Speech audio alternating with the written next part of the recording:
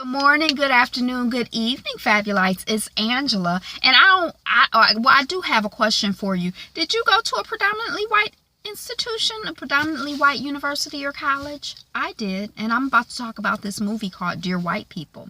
If you'd like to hear my thoughts about it, please stick around. I don't know if it's a review recap, but I guess I'll make it a review recap. But so basically the movie kind of centers on, I'm Angela, the channel is Be Fabulous. You like, comment, subscribe. So basically the movie centers on like these four characters. One of them is a woman whose mother is, I guess, black and her father is white. Her name is Sam, and she has a radio show on campus. She's self-published a book. She's studying filmmaking. She's very articulate, smart young woman. Then there is the guy, what's his name? He's got an afro. He's kind of like an outcast. I guess he's living in a fraternity house, but he ends up living in the black house. Sam already lives in the black house. And then there is the dean of the university's son. I thought that maybe he was mixed, but maybe his mom is just very light-skinned, or maybe not, but he's much lighter than his dad. He's dating a white woman now, but he used to date Sam. And he had been the president of the black living house situation, but Sam becomes the president of the black house. The black house, yeah, they call it the black house, like the White House, the black house. Sam becomes the president of the black house during the movie, but it seems to be by somebody creates an app and somebody hacks the app. There's like a lot of technological stuff. And then the fourth character is a young black woman. She's chocolate. And she has a YouTube channel, and she is trying to get scouted for a reality show on, her YouTube channel is like black doing time in the Ivy League.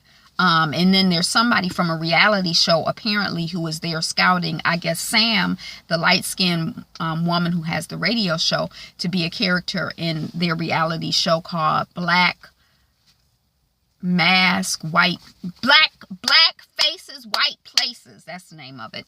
Because one thing that I thought was interesting, and it's kind of like the movie is all tumbling toward this grand finale of this minstrel party that a white organization has, or an organization has at this predominantly white institution, a Halloween masquerade party, inviting people to let out their inner Negro. But I thought that it was really interesting because all of the characters throughout, I felt, were in, the black characters definitely felt like they were in blackface to me. Throughout, like it was like everybody felt like, they had to play a role. And I don't know if that's reflective of that age and stage of development. Developmentally, people are really trying to find themselves. And so they're trying on different roles. I wasn't sure if that's what the author was, or the filmmaker was trying to say. I don't know, but I definitely felt like they were in blackface the whole time. They were playing, characters and caricatures of black folks. And even the guy who I guess was not supposed to be in blackface, but was supposed to just be being himself with his afro, I'm like, it looked like a really, really bad wig to me. I didn't really understand it. I enjoyed the movie well enough. I'm not upset that I watched it. That's how I should rate movies. Am I mad that I watched it? I'm mad I watched this movie. I don't feel like I'm mad that I watched the movie, but I'm not like, oh, I'm really glad that I watched the movie. It was really stimulating. It really got me thinking about this or got me thinking about that, because I kind of watched the movie because I wanted to review the TV show, and I've heard that the TV show is better than the movie, and I hope that it is, because the movie was just okay. I don't really feel like it got me stimulated, like thinking about, oh, when I was in college. But I tried to read a bunch of reviews of it, but it came out in 2014. So it was kind of harder, especially on my old BlackBerry phone, to find stuff, but, I read some, I can't say a bunch, but, 5 or 10 reviews or whatever, to try to get my juices flowing and stimulating, like, well, what did I think? And, but one thing, my experience being at a predominantly white institution. And maybe it's unique because I came from Detroit. So I came from Detroit, and I went to the school that I went to. I feel like I can remember distinctly like 2 or 3 people in my class, and I think there were probably about 600 when we graduated. And there might have been more than 2 or 3 white people in my class. But the point is that I remember I basically grew up in a black city. I went to a black school. When I went to this predominantly white institution for college, it was really my first exposure to being in that type of environment. And so I remember, like, when, I always tell people this, if you know me, you're going to be like, Angela, I already heard this before. But, like being at school and on campus and like, oh my God, is that a black person? It's a black person. It's a black person. I'm walking on campus, a black person. It's a black person. It's a black person. And, if I'm getting more excited as I get closer to them. And I went to school in Harlem, or I felt like I was going to school in Harlem. And as I got closer to them, I'd be like, it's a black person. It's a black person. And then they kind of, for the most part, walk by and not acknowledge me. And it was kind of like they didn't seem as excited as to see me as I was to see them. Like, I'd be trying to make eye contact, try to connect, like, black people united, it's a black person.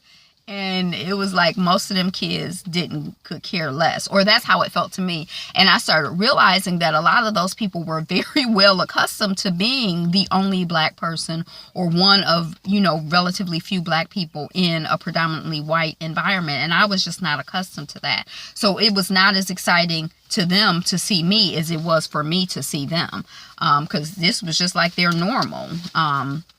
So that was one thing. And I do remember like all of the quips and realizations about, kind of, and getting insight and wisdom about, how white people behave and how white society behaves, and starting to analyze things and see things as they are. But it always felt like a bonding thing with other black students. And that's one of the things that I didn't really so much notice in this book. It seemed like, I remember at that time that I went to college, The Cosby Show was out, and I would watch The Cosby Show every Thursday. And I remember that was also the night of the Black Student Organization meeting.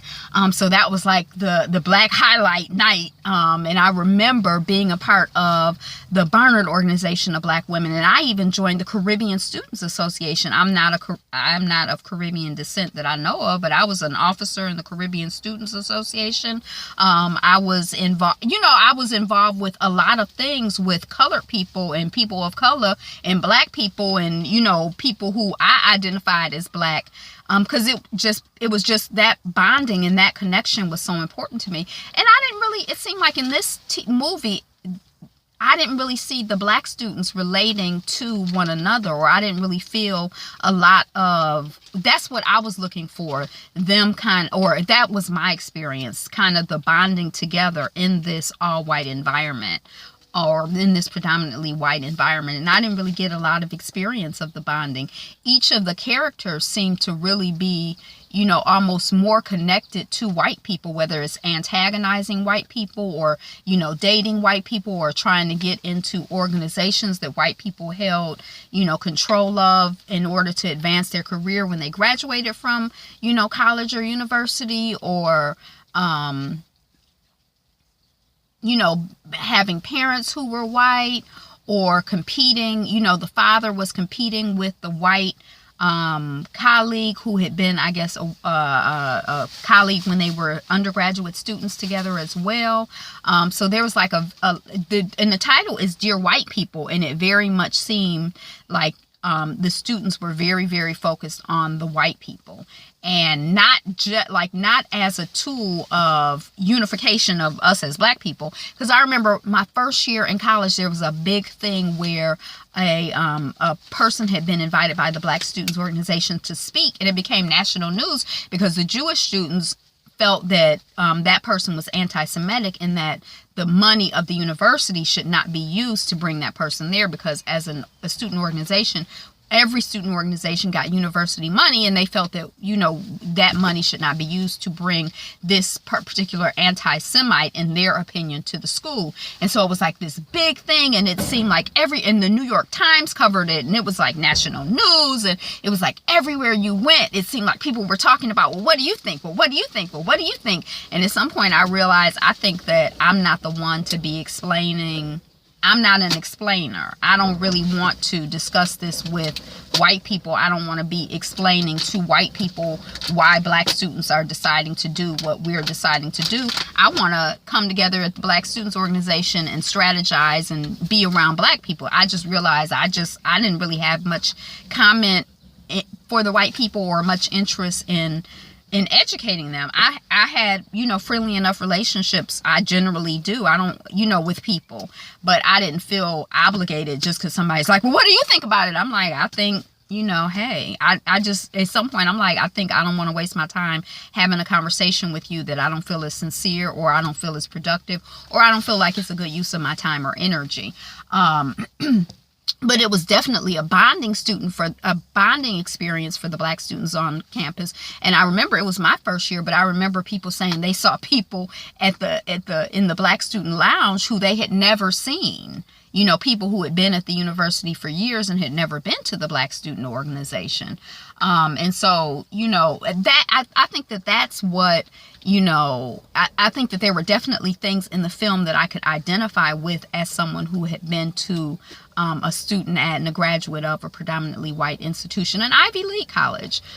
So, you know, I could identify with people being ambitious and, you know, people being smart and clever and articulate and, you know, the interracial dating and, you know, all of that stuff. Like a lot of that I could relate to. The baby is throwing water balls in the street.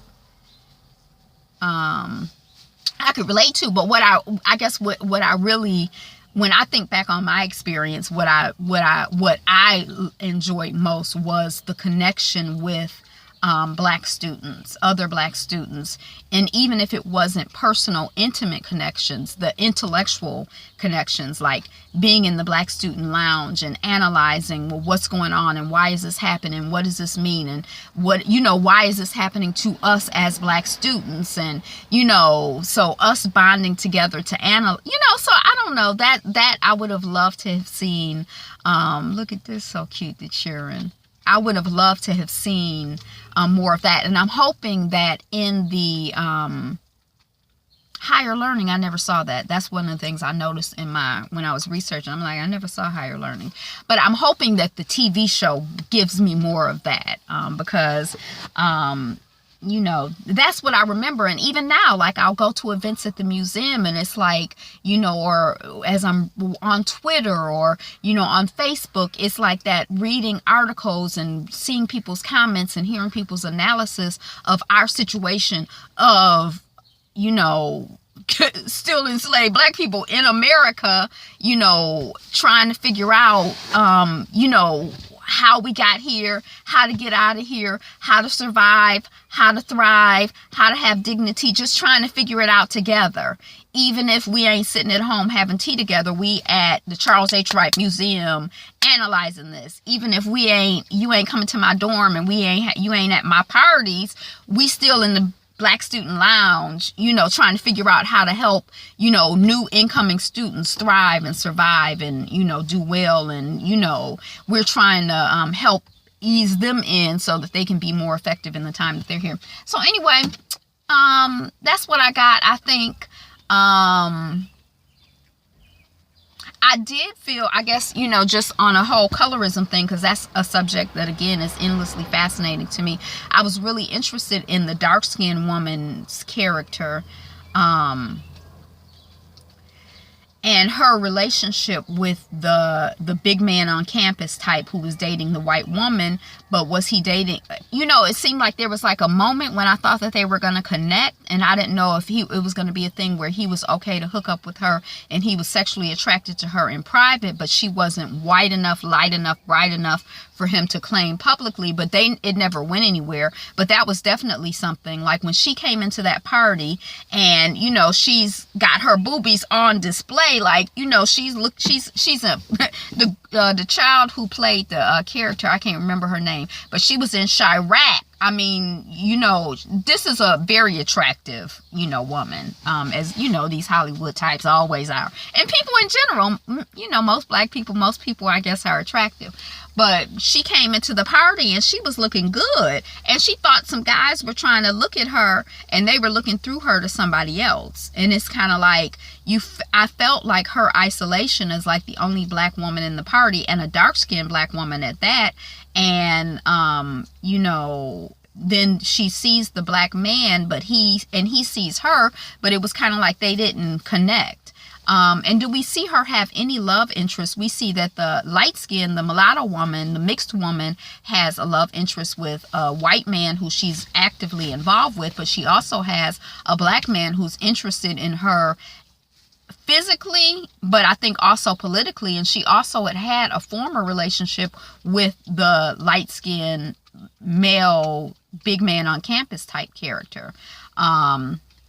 So do we see her have any love interest? I don't know. That's something. See, I need to, yeah, it's a certain analysis. Like, you know, I guess it wasn't stimulating enough to me. And then also I watched it by myself. So I probably, if I had watched it with somebody else and talked about it and be like, well, I don't think that. Well, I think this, it might have got my juices flowing. And I'd be like, well, I have a lot to say about it. But it was just okay. I mean, I'm not mad that I saw it. You know, it was a lot of stuff that I could relate to and could connect to. So I'm looking forward to the series. Thank you for watching. So what was your experience like as a student? What is your experience like as do you feel like you wear the mask? Is it black? What is Frantz Fanon's book? Black Mask? What is the book? I need to read that one day. One day, y'all, the list is so long of what I need to do. And that's why people, when this is totally off the subject, but I can't remember what book I was reading in my young adult book club 29 million years ago. But like 5 years ago, I was in a book club as an adult we read young adult books. But there was like one character who stayed alive forever. And people were like, oh my God, I would never want to stay alive forever. I'm like, shoot. I feel like there is so much stuff that I just don't have time to study and learn. It would be wonderful to be able to have more time and to have lifetimes to learn stuff. And then it's stuff like this newly created all the time that I don't know anything about, you know? So I would love, like, you know, but Frantz Fanon, Black Mask, what is the book? Help me out. So do you feel like you wear a mask? Do you feel like you're in a masquerade? Do you feel like you're in blackface? Do you feel like you're in whiteface? I guess if you're a white person, I don't know. You know, if y'all feel like y'all have to like play a role. I guess because of the way that I was brought up, I feel like I was kind of insulated from feeling like I needed to be anybody other than myself in a very intense way. You know, I got a lot was modeled for me of being my own person, and, you know, and watching my mother just be very strongly who she was, and eccentric and unusual and uniquely herself, you know, really gave me permission to, you know, be freely me and to express myself, you know, as much as you can as an adolescent teen, you know. But that part, what was your experience like? What did you like most about your college experience, your high school experience, your community experience? That's all I got for you. Look, we 18 minutes in. You go on and go out into the world and be you. Be fabulous. Be fabulous you. Thanks for watching. Bye.